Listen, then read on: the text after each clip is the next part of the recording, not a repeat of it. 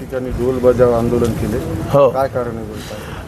आज आम्ही सर्व आमच्या कमिटीचं आणि दीपक बोराडे साहेबाचं आमचे उपोषणकर्ते जे दीपक भाऊ बोराडे आमचं सर्वांचं एक असं ठरलं होतं की आज सर्व स्थानिक आमदाराच्या घरासमोर ढोल बजाव आंदोलन, धनगर समाज ST आरक्षणाची अंमलबजावणी करायसाठी सर्व स्थानिक आमदाराच्या घरासमोर आम्हाला ढोल बजाव आंदोलन करायचं होतं.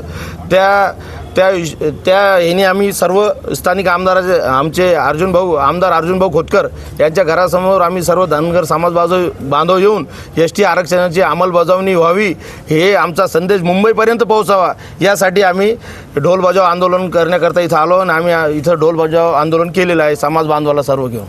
अर्जुन खोतकरांनी तर मध्यस्थी करण्याचा प्रयत्न केला.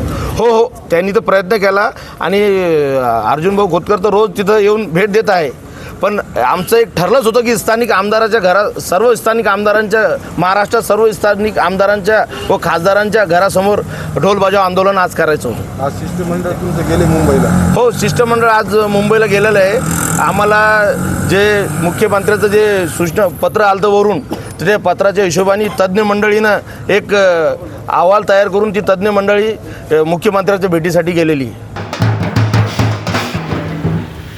जिसके उसको बजाने को लगाना है. नाही कुणाच्या बापाचं आरक्षण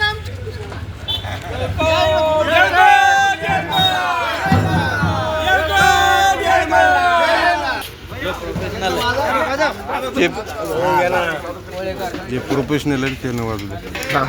आता एक काम करा.